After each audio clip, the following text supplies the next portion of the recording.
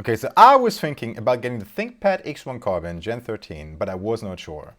Because one of the main criteria, I mean, it's a nice laptop though, it's a really nice laptop. When you look at the specs, fast CPU, GPU too, like for the office work, programming work, perfect thing, okay? Perfect thing. It's super light, 900 grams.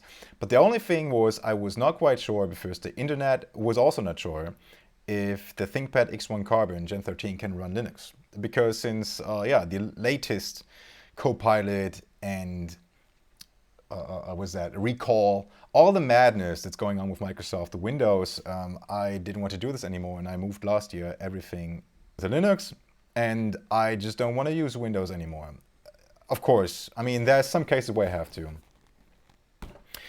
Some software is just only working on Windows. It is what it is, but I think the world is working on that anyways. I think there will be a day where there will be no Windows anymore. At least I hope so. Anyway, so the thing has to run Linux. And yeah, that was the question so far. Although there is an official PDF from lenovo that says how to run Linux on that thing, the internet itself was not really sure or debating if it's a good idea or not. So I tried Fedora 28 days ago. I tried Fedora 41 and ran into some issues. Audio and lag, whatever. Read about that. Another guy said everything works 1 month ago. He said everything works 1 month ago, but then 2 days later someone came, no. So I was not quite sure, but I ordered it anyways because the device is just too sexy. And yeah, basically what you see right now is Fedora plus Hyprland on the X1 Carbon Gen 13. Just so you believe me, I open a terminal. And there you go, Linux. This is the kernel 6.12 with Hyprland in a foot terminal, not Kitty. I use foot because better with Tmux. And there it says, as you can see, ThinkPad X1 Carbon Gen 13. I use that thing in dual boot. I have a small little partition for Windows, for the Windows things I need to do, and the bigger partition for my daily driving Linux. So this is the software installed in this machine that works. So Edge for Linux works. Any Chromium-based browser works. Firefox, of course. Cfile. I did not get Cfile to run an Arch on the same setup with Arch. Cfile didn't run. I don't know. Some Arch issue. Might be too bleeding edge. Anything that comes with GNOME, of course, works.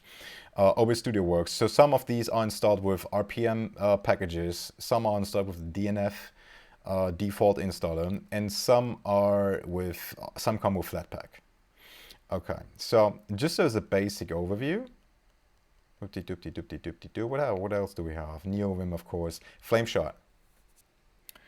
So that was it. I hope you enjoyed this video a little bit and it helps you in your buying decision if you want to get this laptop or no. I highly recommend, from a hardware perspective and from a usability and fun perspective, this thing is fun. Okay, it's just so light. It is really performant. It's really fast.